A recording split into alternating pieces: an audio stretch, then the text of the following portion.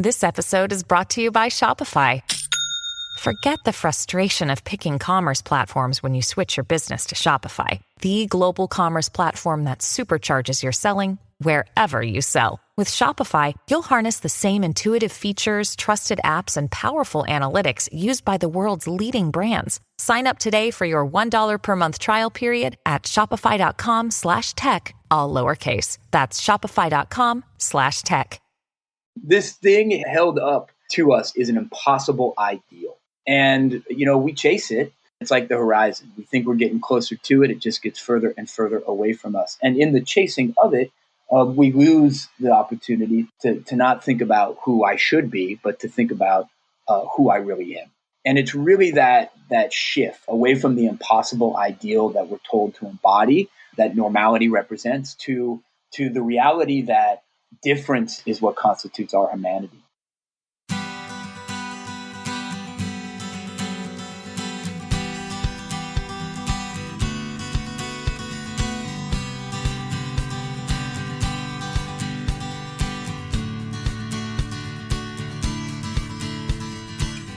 Welcome to Parent Footprint with Dr. Dan. I'm Dr. Dan. This show is about making the world a more loving, accepting, and compassionate place, one parent, one person, and one child at a time.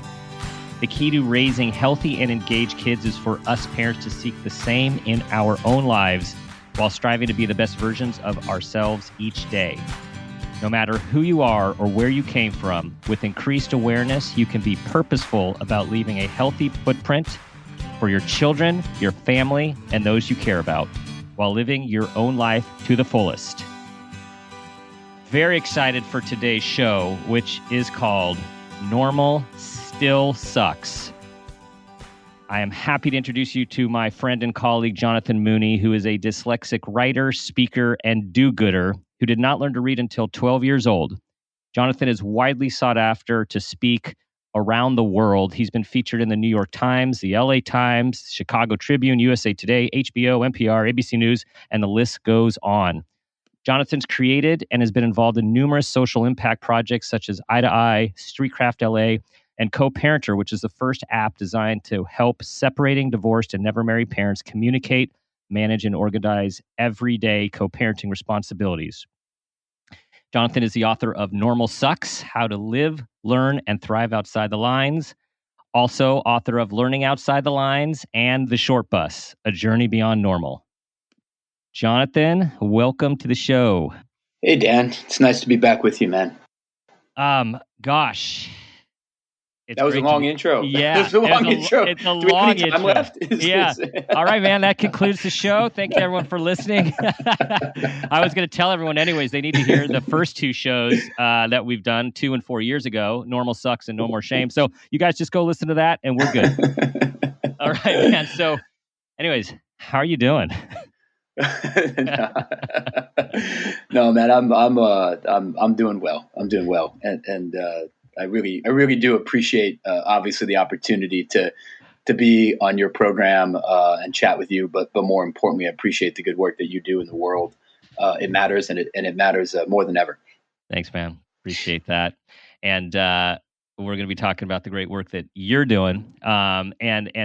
Let's start with, before the show, we dropped last 18 months. People who will be listening to this when it drops, we are, towards the end.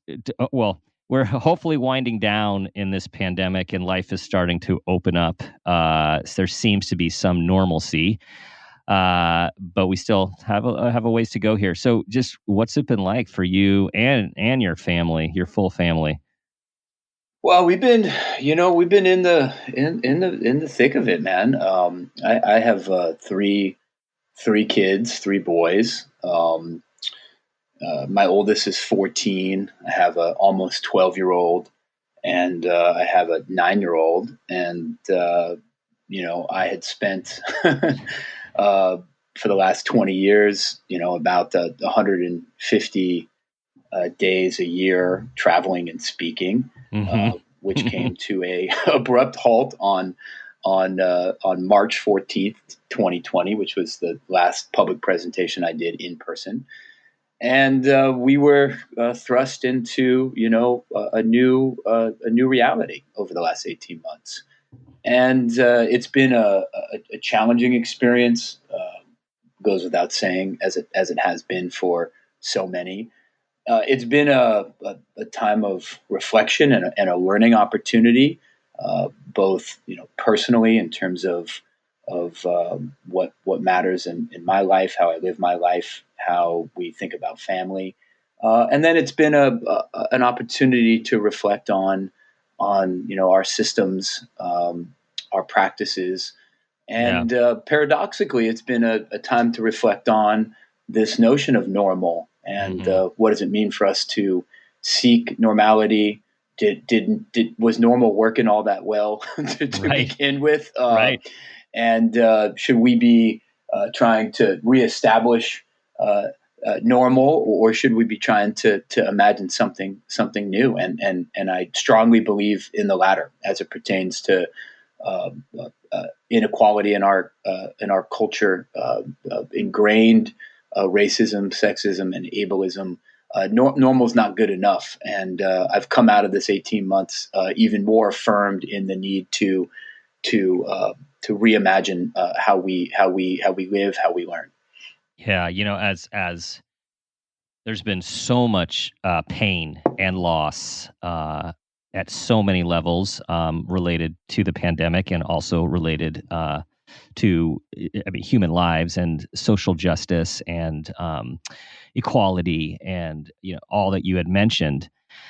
Um, what what do you think this shakeup? Like, what are you seeing for the opportunity with this shakeup? Given like who you are and what you do, and for those people who know Jonathan, he's a champion for neurodiversity and one of the primary things you go around the world speaking about. So, what have you seen as opportunity with this shakeup? I think there's opportunity on on the institution systems front, and then on the sort of cultural front. On the system side, uh, we have been up close and personal as parents, Hmm. doing home learning with our children. I know we all are on different parts of that continuum, but pretty much the entire country has experienced that. And I think we've had the opportunity to see how sort of thin the approach to learning is when you strip away the social, emotional, non cognitive, and frankly, childcare function of school. Hmm. And what we've seen, via Zoom is a dissemination of content. And unfortunately, uh, what I've learned from that, and I've believed it before, but it was affirmed on a more visceral level, is we as a country can't anchor our education system in disseminating content. Content's everywhere now. Who thinks more history facts than the iPhone in my pocket, right? Hmm. And content is being delivered in more compelling ways than a traditional lecture on social channels, on edutainment sort of places. So if we come out of this doing the same thing we used to do, which is anchor our education system in disseminating content and building basic skills, we will have missed an opportunity to evolve our approach to learning, and more importantly, to involve what we think of as the purpose of learning in the 21st century. So I'm Hmm. heartened that we have an opportunity to come together as a broad coalition, because that normal not working is a broad experience. Obviously, it's not working for folks who have been historically marginalized and disenfranchised because of institutionalized racism and ableism. But it's also not working for the gifted kid, and it's not working for the suburban kid who's quote unquote doing school. It's just not working. This Hmm. idea that school and learning is about memorization of facts and figures, and we need to strive and aspire to something bigger. Absolutely. And this, it seems in my experience with my kids and our clients, my clients at the center, it's like this, what virtual school or online learning, and when you said home learning, I was kind of chuckling. It's like it's debatable how many people actually felt their kids learned, depending on the format. It really allowed this kind of like a free year or a free year and a half. It's like no one's getting ahead. Nothing was working regularly, and so people were able to go off. I think a lot of people had the courage to be able to step outside the lines, actually, to use one of your terms, step outside the lines with more courage, because it's hard to leave that system that tells you the only way to be successful is to be on this road this way. Yeah, and it's hard to not just extricate yourself from the system, but also the culture that that system creates. We are social animals, and so if we're immersed in a system in which everyone is in an arms race for AP classes and in an arms race for advanced cello orchestras, it's hard to your point, resist that as a parent and as a human. So I agree wholeheartedly that this year has been a sort of rupture in the achievement space-time continuum, and it's given us an opportunity to reframe, what is not success for our kids, but what is thriving for our kids. And those two things are very different. We all know what our culture calls success, right? It's a prestigious undergraduate degree and a high paying job. But we also know from positive psychology movement and others that many of the most successful people are the most miserable people. So we got to shift it from succeeding to thriving, and thriving is different. And I think this year has given us an opportunity to really clarify what thriving is, clarify the social conditions, cultural conditions, and systemic conditions necessary for thriving. And that should be something that we, and I'm using the kind of big we here, advocate for moving forward. A prioritizing of what we think childhood should be about, and subsequently what we think education should be about as the core system that we have in place that informs young people's experiences in growth and development. And I gather you have some thoughts about what that would look like, and I was wondering if you might share that with us.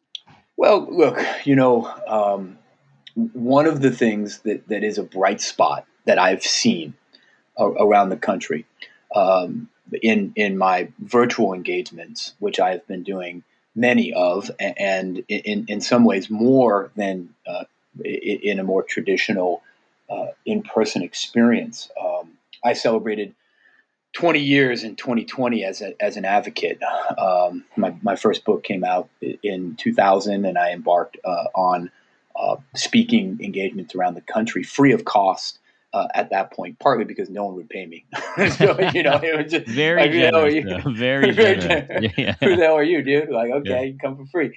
So in recognition of the more work we have to do, and in celebration of 20 years, I put out a call to anyone saying, hey, 5 people in a Zoom, I'll come and talk to you all for free. And so I've done, upwards of 50 free presentations across the country over the last year virtually. And what I'm seeing as a bright spot is this opportunity for young people and their families, and school to a lesser extent, but nonetheless school, to put front and center young people's interests, passions, talents, and subsequently their sense of purpose in their education. I'll give you a good example of that. I volunteer my time here in Los Angeles and help create a learning pod at the beginning of the pandemic for low-income, primarily monolingual Spanish-speaking families down in Wilmington, which is a rough part of town here. And we put center to that experience of the learning pod, not the Zooms that LAUSD was putting forth, but a curriculum around surfacing people's interests, talents, and strengths, and helping them build a learning journey around those interests and talents. And these young folks are succeeding under traditional academic metrics, but more importantly, thriving. So I think that idea of let's put front and center passion projects, strengths assessments, and ultimately the opportunity for every single young person to have a learning journey around their interests. That is the design principle for education in the 21st century. Awesome. And I did see your 20-year anniversary. I did get that through media, and that's an awesome milestone. And also, I got that you were just reaching out to everyone who would take you as like, hey, let me offer my time. And so that is a big part of your life. And as I talked about these social impact projects, you give a lot. So thank you for that. I also wanted to quick shout out about Wilmington. My dad's been an optometrist in Wilmington for at least 50 years. So Wow. I know that I know they've been like working hard to real. I mean, it's actually changed quite a bit over the years from a lot of good projects that have gone into it. Well, it's a community at the sort of apex of the isms that plague our society. Environmental degradation from the port and from the refining fossil fuel industry located there, housing segregation, redlining in a different sense around sort of Latino neighborhoods. And it's a place where my mom has worked over the last 20 years around social justice, because my mom has spent her entire life fighting for social equity and change. And it's a microcosm of what we all need to do better to build a more inclusive world. So one of the things I was going to ask you is where this drive for social justice comes from. And I know your mother has been very significant in your life in many ways, and I imagine here is another way. Yeah, look, my mom, as you mentioned, struggled in school, diagnosed with dyslexia, a whole bunch of behavior, executive functioning challenges as well, ADHD, etc. I survived that experience because of numerous meaningful adults in my life and opportunities, but first and foremost because of my mom. My mom is an advocate for me. My mom is a quick character. She's like 4'11" little Irish bulldog, and she has a high-pitched, squeaky voice like Minnie Mouse, and she curses like a truck driver, and you did not want cursing Minnie Mouse in your face, if you were doing her son wrong. And that's what my mom did for me. My mom was an advocate for me. She was in my corner. My mom would say to anyone who would listen, she would say, if my son doesn't learn the way he's taught, well, teach the way he learns. Now, I'll admit that that's a little bit of a paraphrase, because when my mom said it, there were a whole bunch of F-bombs in there, that I've edited out for the larger audience. Yeah. For the larger audience. But nonetheless, what my mom stood for, both in my journey, but I think in a more principled perspective, was it's not the person that should change, but the system around the person. And that's a big deal, like it's a big deal in my life and specifically in the lives of the neurodiverse, because so much of the professional and cultural narrative is it's a problem in a person. And so when we problematize the person, well, it leads us down to a set of professional structures to fix the person, right? And that's embodied in our language, that's embodied in a whole set of professional disciplines that are about pathologizing neurodiversity and fixing it or curing it.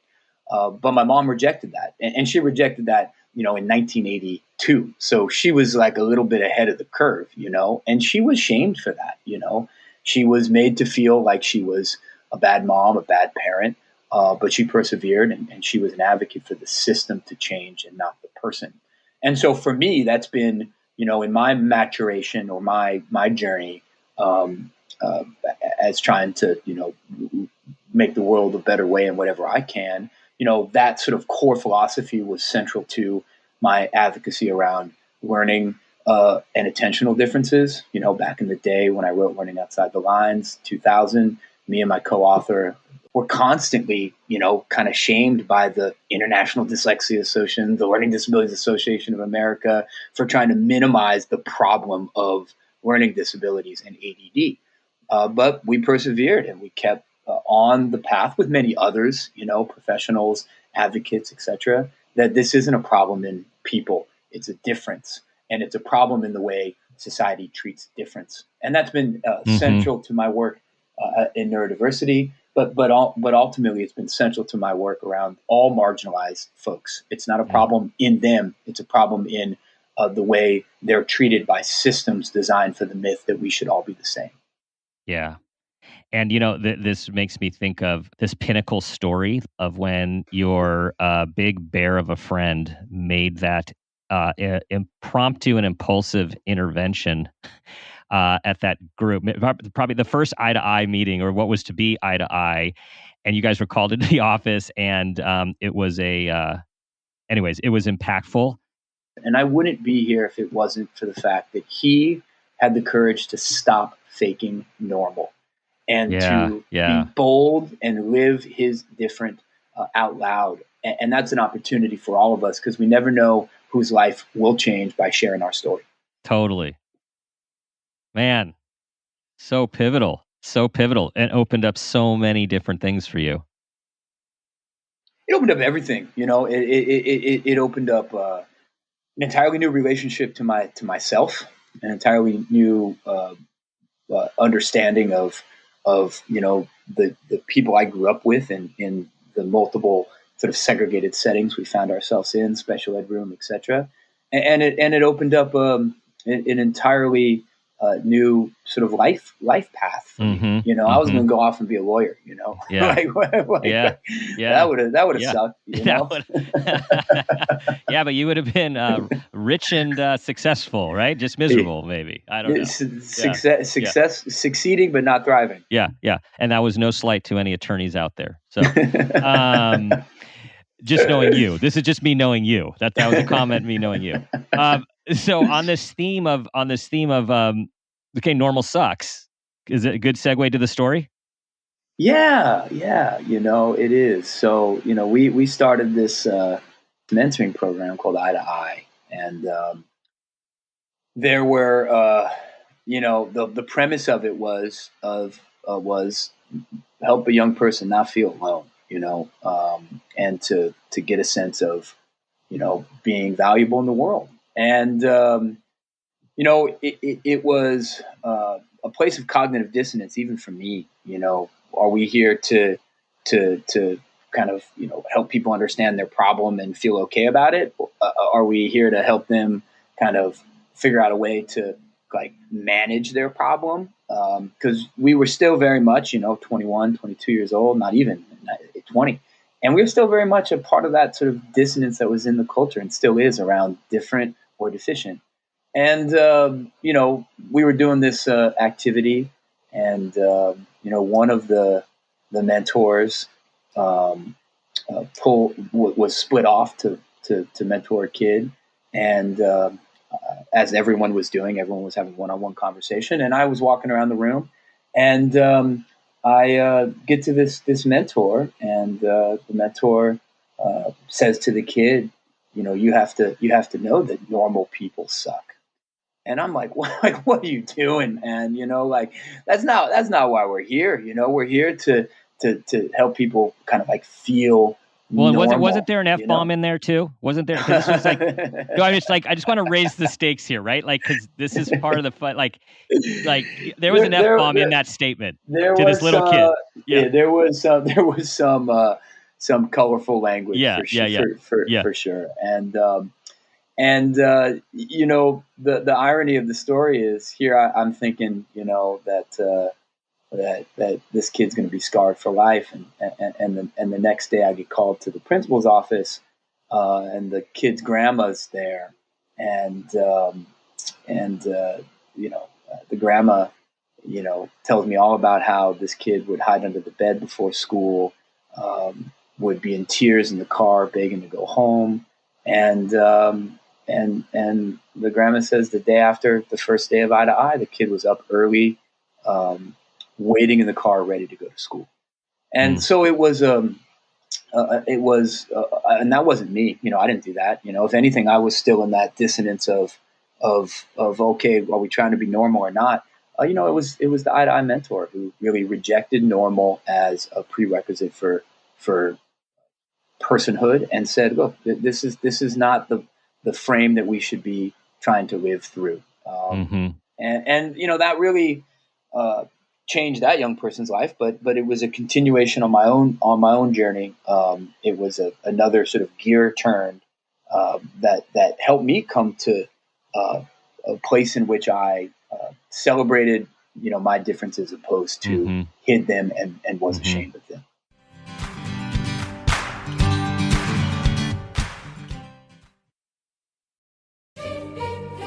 This episode is brought to you by Prime Video.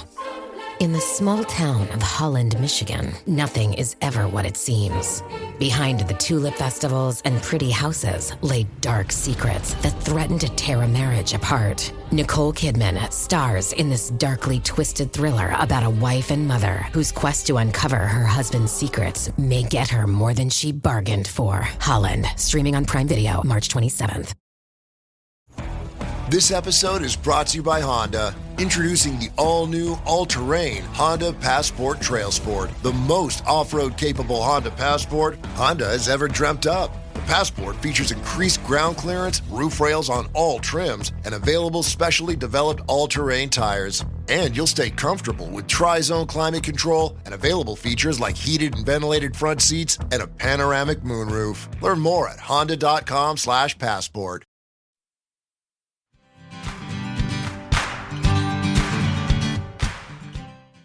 So you've been doing this professionally for 20 years, and I think I probably first heard you speak, I'm guessing about 10 years ago. And so I'm wondering, as you look back on your path, what do you see as the most profound or notable changes in your view of yourself and your view of the world over these past 2 decades? Well, I think the personal evolution from different is not deficient. It is the first sort of monumental shift in my relationship to myself. I think the second, perhaps equally as important shift was a broadening of the circle of concern. And you know, that actually occurred in a really sort of experiential, tangible way in my life. And what I mean by circle of concern of like, who is in my circle? You know, is it me and other people with learning differences? Is it us plus folks with autism? How far is that band, right? And you know, in exploring that concept, you know, very, very viscerally in my own life, I wrote this book called The Short Bus, where I bought an old short bus. And for listeners not familiar with what a short bus is, it's the vehicle that takes some, not all, but some young people to special education settings in many districts in America. You'll look around your neighborhood and you'll probably see the short bus rolling around. You know, it's pretty easy to see. It's the small bus, and other kids go to school in the big bus. And it's a really visceral symbol of segregation. You know, it's one of the last forms of segregated education left in America. When it comes to institutionalized segregation, those kids go to the sped room and those kids don't. And so I bought an old short bus and I drove around the United States and I listened to the stories of people who literally or metaphorically, rode the short bus, and at the same time was wrestling with where does the concept of disability culture, where does that sit within me, my life, myself, my story? And I remember at the time telling people that I was going to do this, people in the sort of LD world. And I remember somebody saying, why would you want to go talk to those people? And I was so struck by that and so kind of revolted by that, because there's a part of the historic sort of learning and attentional difference advocacy world that separated itself from the larger disability rights movement. It would affiliate at times, when it was pragmatic around the passage of the ADA. It would use the systems that the disability rights movement fought for, meaning accommodations and specialized services, but it never claimed allegiance with that community, and I was very much in that same place. I'm not like those people. And the short bus debased me and disabused me of those fictional notions. Mm-hmm. And I found deep resonance.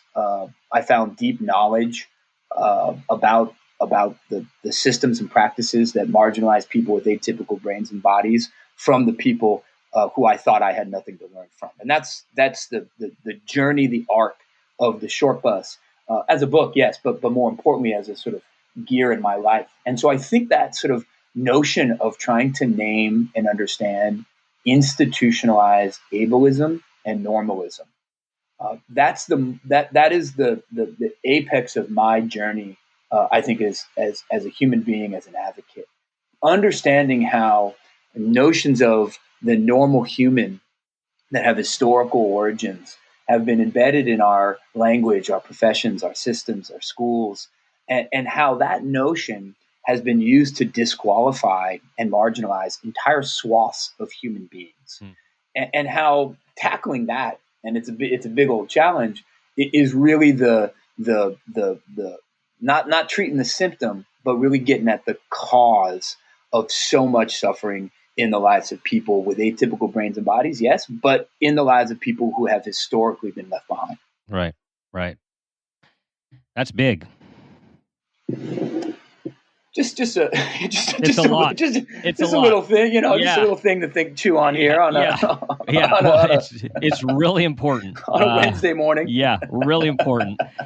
And then to add a little more to it, those of us who have kids who are neurodiverse, and we're all in different, levels of awareness of our neurodiversity as we're getting older and what that means, and, just learning about ourselves. And then I don't know about you, but it didn't really cross my mind that, neurodiverse parents have I knew it for professionally, but then in my personal life, so I'm going to have some kids that might not be, that might have some differences to contend with. Like, okay, man, this adds a whole nother layer of, what you went through, what the messages you want, what you see your kids going through, the messages that you want to share with them. Like, how's that experience been as a father of three? Well, I mean, I wrote this book, Normal Sucks. Subtle title, I know, and I wrote it, as a letter to my kids. That is the frame of it. That is the heart of it. And on one hand, that was very much about trying to kind of nest some of these very complicated historic and system and cultural stories and critique within a more accessible form. A part of that was about, me consciously referencing the sort of long history of social justice writers using the letter form as a way to talk about very challenging and at times controversial things in a way that doesn't put people off. James Baldwin, famous for adapting this form in the height of critique around institutionalized racism, and Between the World and Me, one of the seminal texts of the Black Lives Matter movement, was written as a letter to his son.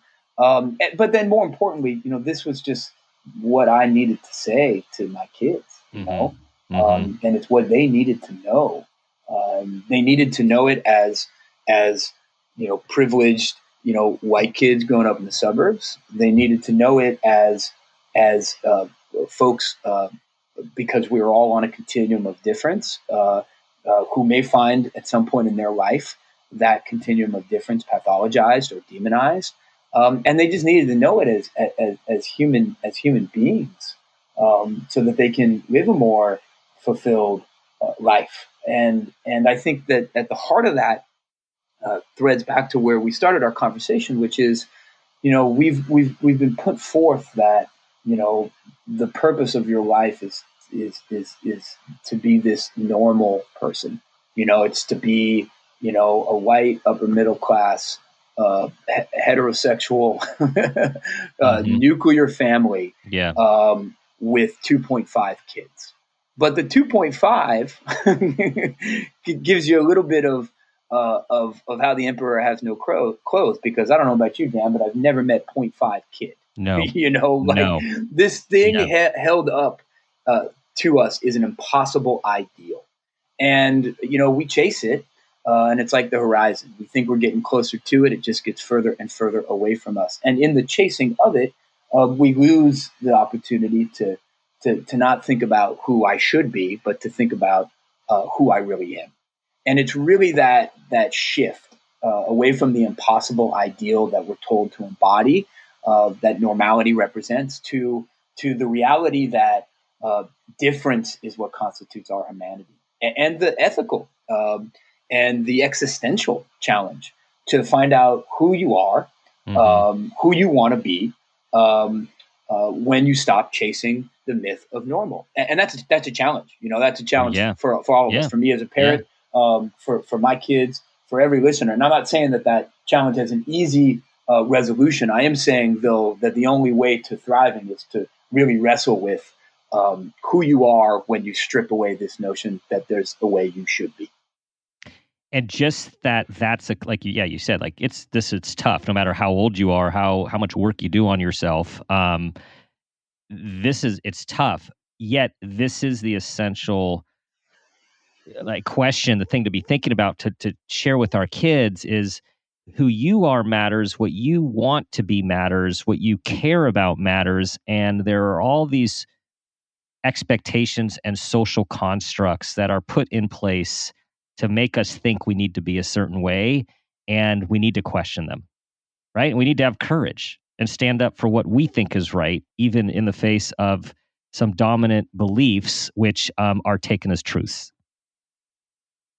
And we need to, as ever-present truths, they always been and they always will. Well, that's not the case. The word normal did not enter the English language until the 1860s. It's an historically contingent construct that emerged within industrialization, standardization, when there was an economic imperative to make us more alike than to celebrate what makes us different. And we've come to the end of that economic approach to living. And I think what we need more than ever, and what I try to hold on to in my own parenting, is we need to replace the notion of here's your path towards success, and we need to replace that standardized notion with cultivating purpose in young people's lives. Yes. One of the things that I've heard in my Zooms over the last year is, the voices of a youth well-being crisis. And while that crisis has many origins, it has an origin in the institutionalized debasing of people who don't fit, who have been told they don't fit. Its origin is up in your neck of the woods, man, this hyper competitive culture where young people feel that if they don't have a 4.5 GPA, they failed. I mean, know that Stanford Palo Alto High School, for a time, was under 24-hour suicide watch because of a suicide cluster up there. Right. And that doesn't work anymore. And what's going to solve this crisis of well-being is a movement of purpose, connecting young people to purpose, and to purpose in their life, and to purpose around making the world better. Because this generation knows more than ever that they're facing a climate crisis, they're facing a social justice crisis. They've just faced one of the greatest public health crises and lived through it. And what's gonna help folks be resilient and persevere is connecting to a sense of purpose and finding a way to contribute. Yes. Hear that, everyone? Purpose. I love that. The idea of helping our kids focus on what they care about and making a difference. And this generation is really oriented towards that for all the reasons that you've said. I also just want to throw in here, my wife had sent me this inspirational video by Matthew McConaughey a while back. And it was about the difference between happiness and joy, and how this ideal that we think we're trying to raise, we want to raise happy kids, and that happiness is this sort of elusive term. But if we can experience joy in the moments, like it's about joy, and I'm linking joy to what you said with purpose, because with purpose comes joy and comes meaning. And I think what you're talking about is sort of we're moving the dial a little bit on what are the metrics that we might consider when making our daily decisions about parenting, and what we say and what we don't say, and how we're guiding our kids towards this idea of purpose and meaning, and mattering, finding ways to matter instead of just getting through the day trying to be this thing that someone says they should be. And can we together in our own parenting, but can we elevate above that and be advocates for new metrics within the system of education? Mm-hmm. Because one of the things that I am most heartened by and disheartened by at the same time is the fact that over 20 years of speaking, I've never encountered more frontline educators who think this isn't working, and want something new. Mm-hmm. And then what I am most disheartened by is when I ask them what's constraining them day to day, from focusing on interests, focusing on purpose, meaning, and passion. What's constraining them on differentiating instruction and being an equitable educator? What I hear across the board is the standardized testing. And we are still wrestling with and trying to unwind No Child Left Behind. We are still trying to unwind, and let's be real about this, the race to the top policies of the Obama and Biden administration.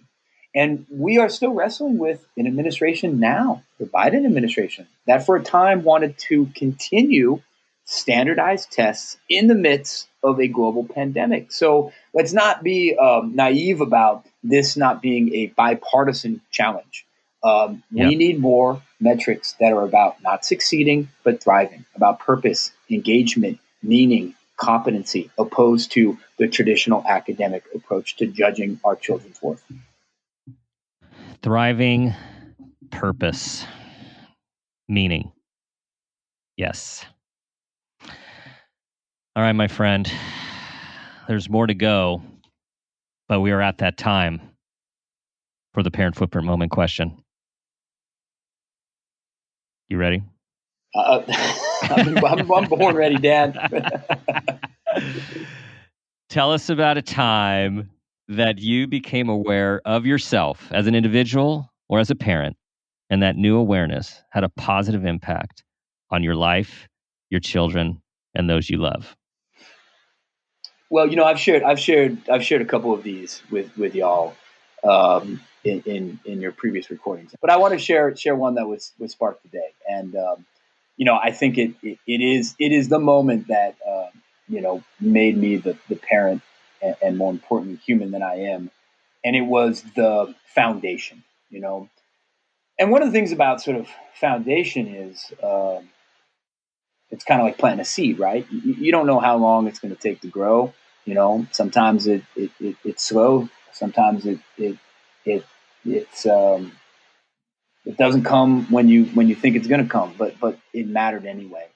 And so that notion of planting a seed in your child, that takes a while to grow, but it fundamentally informs them. Nothing in my life embodies that better than my mom. And I already told you all about my mom and the advocate that she was for me. But I remember a very specific moment in my childhood and my journey. And it was right when I was diagnosed. So I was diagnosed with dyslexia, all this other good stuff, kind of right around third, fourth grade. And when I was diagnosed, my mom and I were called into the school psychologist's office to kind of get the test results back. And I'll tell you, the moment me and my mom walked into that office, it was obvious that everybody in the room thought we were getting terrible, tragic news, right? Mm-hmm. The lights were turned down low. There was soft jazz music playing in the background. There was a box of tissues on the table, right? Yeah. All the mirrors should have been covered because we were there to sit Shiva for the death of my normality. It was like a funeral, man. And they proceeded to read the tests out loud, and deficit of this, dysfunction of this, executive disorder here, blah, blah, blah, blah, blah. And I remember walking out of that room and turning to my mom and saying, Mom, is something wrong with me? Am I normal? And my mom looked right at me and said, Jonathan, normal sucks. And Wow. and that was it, man. Yeah. That was the seed that took a while to blossom. Mm-hmm. It took other people watering that seed, and I want to be clear about that. It took amazing educators in my life. It took many professionals. I've seen more shrinks than Dan. Mm-hmm. And it took a whole community, but nonetheless, she planted that seed. And that's our unique opportunity as parents. Yeah. What seed do we plant? What are our core values? Is it around different not being deficient? Let's plant that seed. Is it about challenging the notion of succeeding and replacing it with thriving? Let's plant that seed. Let's also plant the seed that we all have a role to play in building a more perfect world. And that notion of purpose and contribution, my mom planted that as well. That's our work. That's our opportunity. And like any opportunity, that's our challenge. Awesome.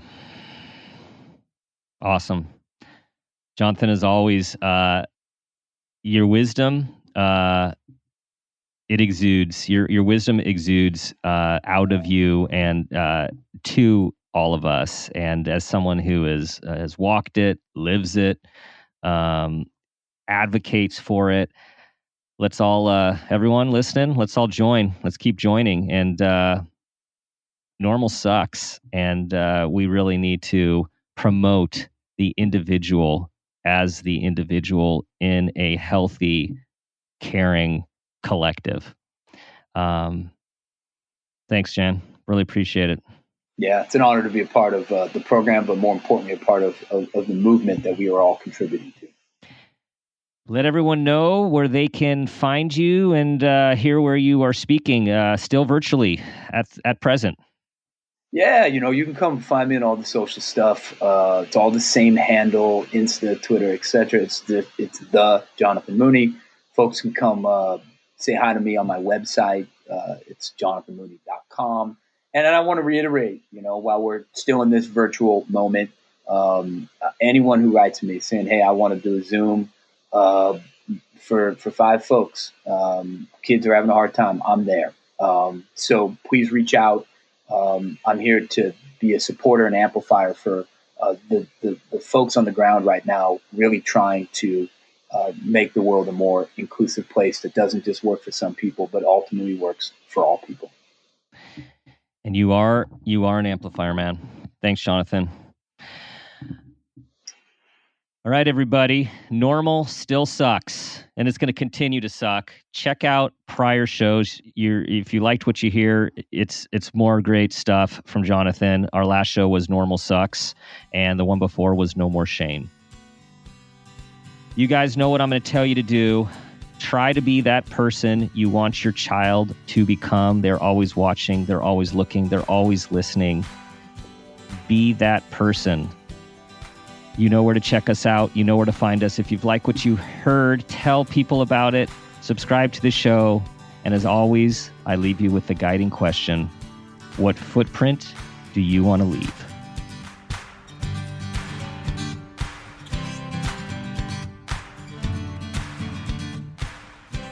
This has been a Peters and Rossi production. Parent Footprint with Dr. Dan is produced by Laura Rossi. Our engineer is Phil Rossi. Theme music is Strummer Man, composed and performed by Pro Tunes. Artwork is by Garrett Ross. Follow us on Instagram and Facebook at Parent Footprint Podcast and on Twitter at Dr. Dan Peters.